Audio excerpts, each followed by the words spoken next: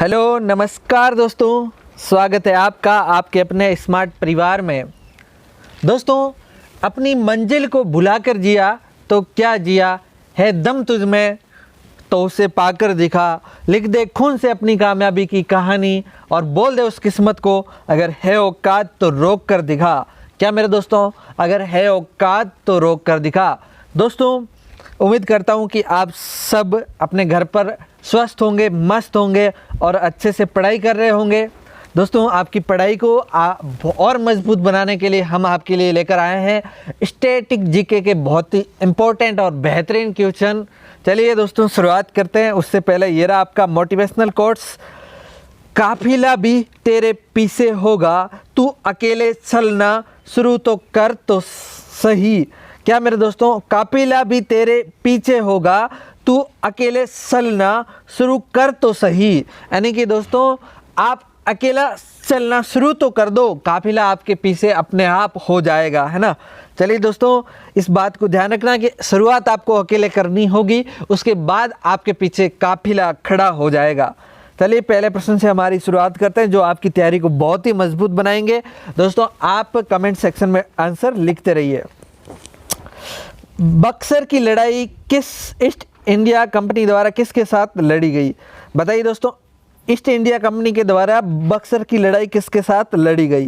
पहला ऑप्शन मीर कासिम, दूसरा सादत अली खान द्वितीय, तीसरा अली वर्दी खान और चौथा सिराजुद्दौला। बताइए कमेंट सेक्शन में इसका सही आंसर क्या होगा। तो दोस्तों, जो ये लड़ाई थी ये किसके साथ लड़ी, किसके साथ लड़ी? ये लड़ी गई आपके, इसका पहला ही ऑप्शन सही है, मीर कासिम के साथ, है ना। मीर कासिम के साथ लड़ी गई, है ना। कब लड़ी गई? 22 अक्टूबर 1764। 22 अक्टूबर 1764 में ये लड़ाई लड़ी गई, है ना।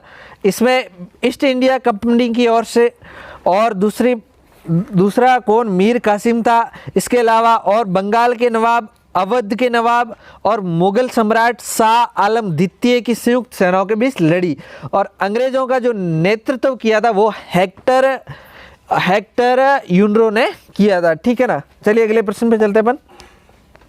निम्नलिखित में से भारतीय शिक्षा का मैग्ना कार्टा किसे कहा जाता है? पहला ऑप्शन वुड्स डिस्पेस, सैडलर आयोग, भारतीय विश्वविद्यालय अधिनियम 1904 या रेल आयोग। कमेंट सेक्शन में लिखिए इसका सही आंसर क्या होगा। तो दोस्तों, अपन बात करें इस मैग्ना कार्टा की, तो sir Charles Wood British India company के नियंत्रण बोर्ड के अध्यक्ष थे, ठीक है। उन्हें 1864 में उन्होंने क्या किया? 1864 में लॉर्ड डलहौजी को एक प्रेषण भेजा और उन्होंने सुझाव दिया कि प्राथमिक विद्यालयों में मातृभाषा में पढ़ाई होनी चाहिए और उच्च विद्यालयों में अंग्रेजी शिक्षा भी होनी चाहिए, ठीक है ना। इसे वुड्स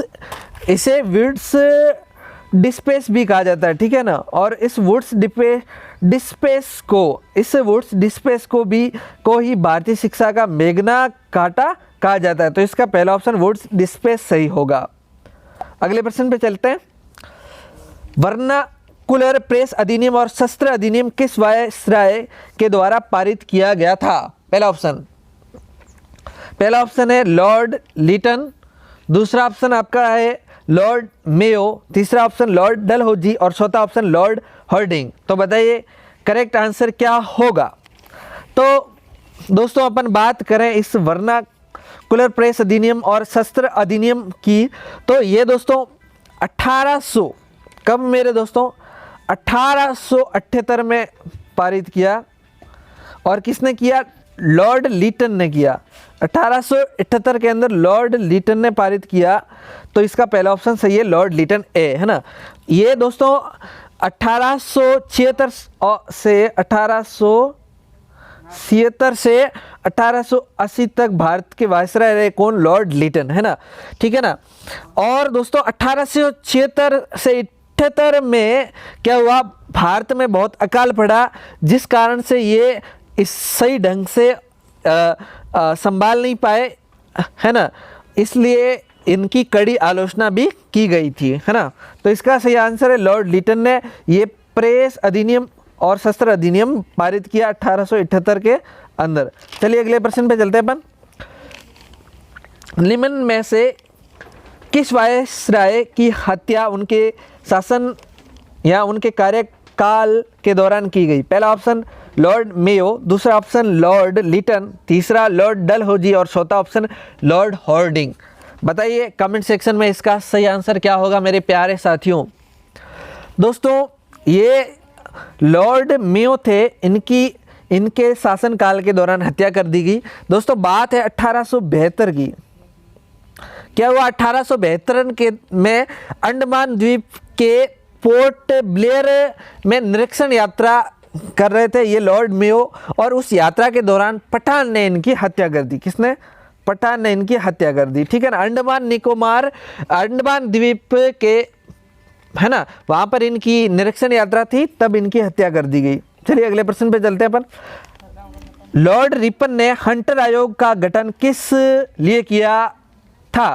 पहला ऑप्शन आतंकवाद और राष्ट्र विरोधी गतिविधियों को रोकने के लिए, दूसरा भारत में शिक्षा सुधार के लिए, तीसरा ऑप्शन उस न्यायपालिका में भारतीय न्यायाधीशों की नियुक्ति और चौथा उपरोक्त में से कोई नहीं। बताइए मेरे प्यारे साथियों, कमेंट सेक्शन में आपका जवाब आ जाना चाहिए।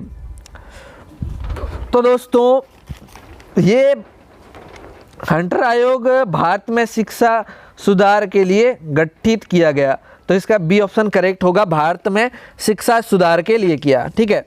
अगर बात करें दोस्तों कब इसको गठित किया, 13 फरवरी, कब मेरे दोस्तों? 13 फरवरी 1882 के अंदर।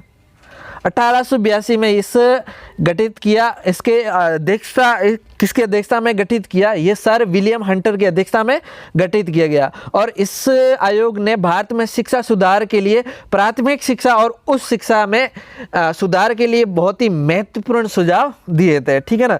तो भारत में शिक्षा सुधार के लिए हंटर आयोग का गठन किया गया था। चलिए अगले प्रश्न पे चलते हैं।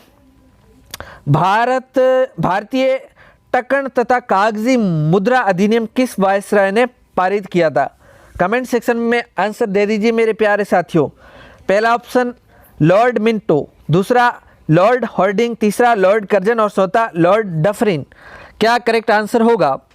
तो दोस्तों इसका सही आंसर है लॉर्ड कर्जन, है ना। ये सी ऑप्शन सही होगा। कब हुआ? जनवरी 1899 में पारित किया गया। 1899 में पारित किया गया, ठीक है ना। और इस समय ये 1899 में ही ये लॉर्ड कर्जन इस वायसराय, भारत के वायसराय नियुक्त किए गए थे, और उन्होंने भारतीय टकन और मुद्रा अधिनियम, इसे ये भी कहते हैं भारतीय टकन और भारतीय टकन तथा कागजी मुद्रा, यानी कि जो कागज और टकन दोनों तरह की मुद्राएं बनाने के लिए अधिनियम पारित हुआ था। चलिए अगले प्रश्न पे चलते हैं अपन।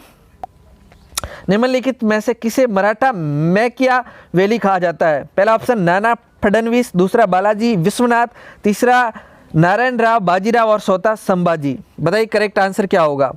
तो दोस्तों जो नानाजी फडणवीस थे, इन्हें क्या कहा जाता है? मराठा मैकियावेली कहा जाता है। क्यों कहते हैं दोस्तों? ये पेशवा शासनकाल के दौरान मराठा साम्राज्य के प्रभावशाली मंत्री थे। क्या थे? मंत्री थे और कूटनीतिज्ञ थे। क्या थे? कूटनीतिज्ञ थे, ठीक है ना। अगर बात करें यूरोपीय द्वारा इन्हें मराठा मैकियावेली, है ना, कहा गया। क्यों? किसके नाम पर? ये सुप्रसिद्ध इतावली कूटनीतिज्ञ थे। इतावली के कूटनीतिज्ञ थे कौन? Niccolo Machiavelli. उनके नाम पर इनका नाम ये रखा गया, ठीक है ना। ब्रिटिश साम्राज्य की जो बढ़ती शक्ति थी उस दौरान इन्होंने मराठा साम्राज्य को भी सुरक्षित किया था। मतलब बहुत ही महत्वपूर्ण मंत्री थे और कूटनीतिज्ञ थे। कौन? नाना फडणवीस। इसलिए इन्हें मराठा मैकियावेली कहा जाता है। चलिए अगले प्रश्न पे चलते हैं। श्रीरंगपट्टनम की संधि का संबंध किस युद्ध से है? बताइए श्रीरंगपट्टनम की संधि का संबंध किस युद्ध से? पहला ऑप्शन द्वितीय आंग्ल मराठा युद्ध, दूसरा तृतीय आंग्ल मैसूर युद्ध, तृतीय आंग्ल मराठा युद्ध और चौथा ऑप्शन हमारा चतुर्थ आंग्ल मैसूर युद्ध। क्या करेक्ट आंसर होगा? तो दोस्तों इस संधि का संबंध है आपका तृतीय आंग्ल मैसूर युद्ध से, है ना। और ये युद्ध, इस युद्ध के बाद 18 मार्च 1772 में इस संधि पर हस्ताक्षर किए। श्रीरंगपट्टनम की संधि पर हस्ताक्षर किए। किसने किए?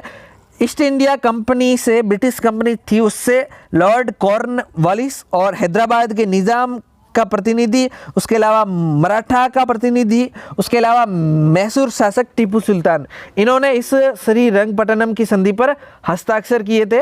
और ये तृतीय आंग्ल मैसूर युद्ध के बाद 18 मार्च 1772 के अंदर हुई थी। चलिए अगले प्रश्न पे चलते हैं। पुनः समझौता के संदर्भ में कौन सा कथन असत्य है? पहला ऑप्शन, ये समझौता जवाहरलाल नेहरू और अंबेडकर के बीच हुआ था। दूसरा ऑप्शन, इसके तहत वंचित वर्ग ने संयुक्त मतदाता समूह में रहने का फैसला किया। तीसरा ऑप्शन, प्रांतीय विधान पालिकाओं में वंचित वर्ग को सीटें आरक्षित की गई। चौथा ऑप्शन, इसके द्वारा सिविल सेवाओं में वंचित वर्ग को समुचित प्रतिनिधित्व दिया गया। तो बताइए दोस्तों क्या सही ऑप्शन होगा? तो दोस्तों ये जो समझौता हुआ ये जवाहरलाल और अंबेडकर के बीच नहीं हुआ, ये महात्मा गांधी और अंबेडकर जी के बीच में हुआ था, पूना पैक्ट, है ना। इसमें जो वंचित वर्ग था, जो बहुजन तबका था, उन्हें, जो दलित वर्ग कहा जाता था, उन्हें अलग प्रतिनिधित्व यानी कि पृथक निर्वाचन मिला था। और उसके लिए महात्मा गांधी अनशन पर बैठ गए थे। तब ये बाबा साहब डॉक्टर भीमराव अंबेडकर जी ने ये पुनः समझौता किया था, ठीक है ना। चलिए अगले प्रश्न पे चलते हैं।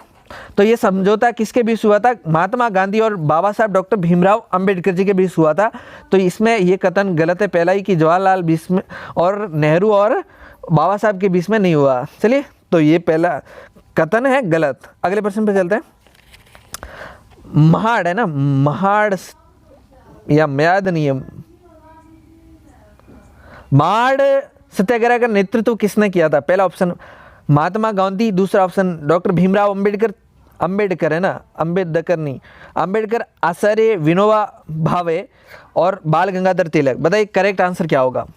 दोस्तों जो महाड़ सत्याग्रह था उसका नेतृत्व किया था बाबा साहब डॉक्टर भीमराव अंबेडकर जी ने। इसका बी ऑप्शन करेक्ट होगा। अगर बात करें ये महाड़ सत्याग्रह हुआ, ये सत्याग्रह हुआ कब? ये हुआ 20 मार्च 1927 के अंदर हुआ। बाबा साहब डॉक्टर भीमराव अंबेडकर जी के नेतृत्व में ये सत्याग्रह हुआ कहां पर? महाराष्ट्र का रायगढ़ जिला है, वहां पर स्थान है महाड़ स्थान पर हुआ। वहां पर दोस्तों इसे सावदार तालाब सत्याग्रह भी कहा जाता है। कौन सा तालाब? सावदार तालाब सत्याग्रह भी कहा जाता है। देखिए ये सत्याग्रह था किस लिए दोस्तों? इस सत्याग्रह का उद्देश्य ये था कि उस वक्त एक ही सार्वजनिक जगहों पर जो पिछड़ा वर्ग था, जो पिछड़ा तबका था, जिसमें SC ST OBC के लोग थे, उन तालाब में पानी पीने का अधिकार नहीं था, सार्वजनिक जगहों पर पानी पीने का अधिकार नहीं था। तब बाबा साहब डॉक्टर भीमराव अंबेडकर जी ने ये सत्याग्रह किया और इसमें कई हजारों लोगों ने इस सत्याग्रह में भाग लिया। और बाबा साहब डॉक्टर भीमराव अंबेडकर ने सावदार तालाब में जाकर खुद पहले पानी पिया अपने हाथों से, उसके बाद वहाँ पर उपस्थित सारे लोगों ने पानी पिया। और उसके बाद बाबा साहब ने एक मतलब वो इक्वलिटी के लिए, एक समानता के लिए उन्होंने ये काम किया। इस दिन को सामाजिक सशक्तिकरण का दिवस के रूप में भी मनाया जाता है, ठीक है ना। और ये जो सत्याग्रह था ये बाबा साहब का, अंबेडकर जी का पहला सत्याग्रह था, ठीक है ना। तो ये मतलब एक समानता के लिए, इक्वलिटी के लिए बाबा साहब का पहला कदम था। और इसमें बाबा साहब चाहते थे कि एक सार्वजनिक जगह पर सभी लोग पानी पी सके, सभी को सार्वजनिक पानी पे, यानी कि सार्वजनिक जो तालाब है उसके पानी पे सभी लोगों का बराबर हक होना चाहिए। इसके लिए बाबा साहब ने ये पहल की थी। चलिए दोस्तों, ये था हमारे प्रश्न, हमारे आज की क्विज का लास्ट प्रश्न। आई होप कि आपका प्यार और स्नेह यूं ही बना रहेगा। दोस्तों अगर चैनल पर नए हैं तो चैनल को सब्सक्राइब करें, वीडियो को लाइक करें, कमेंट सेक्शन में कमेंट करें और अपने दोस्तों के साथ शेयर ज़रूर करें। चलिए दोस्तों, बहुत बहुत शुक्रिया। आप हमारे चैनल से यूं जुड़े रहना, यूं ही प्यार देते रहना। Thank you.